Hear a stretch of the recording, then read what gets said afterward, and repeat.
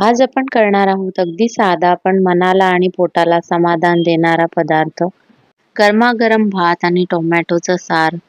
कधी कधी मोठे मोठे पदार्थ खाण्यापेक्षा साधं जेवण जास्त सुख देऊन जातं.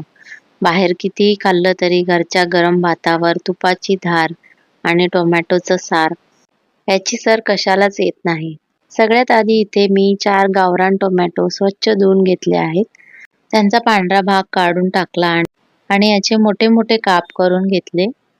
आता मिक्सरच्या जारमध्ये आपण या सारणासाठी खास मसाला तयार करूया.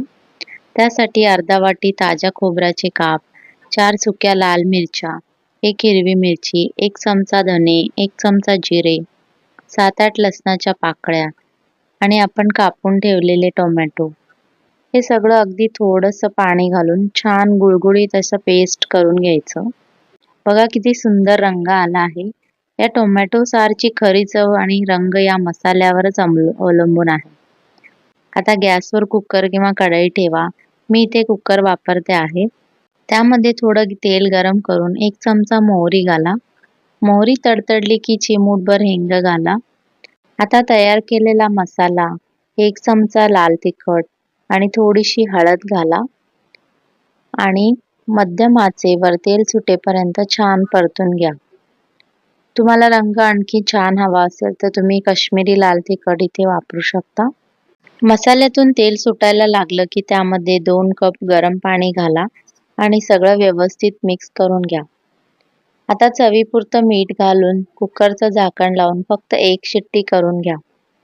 ही रेसिपी खूप पटकन होते आणि चव मात्र अप्रतिम लागते.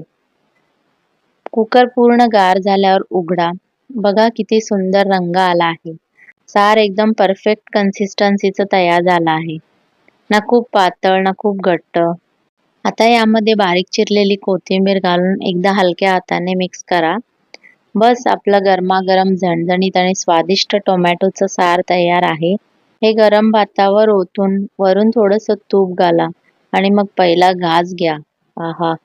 काही पदार्थ अगदी साधे असतात पण त्यांची चव मात्र कायमची लक्षात राहते. हे टोमॅटो सार म्हणजे तसंच एक कम्फर्ट फूड आहे.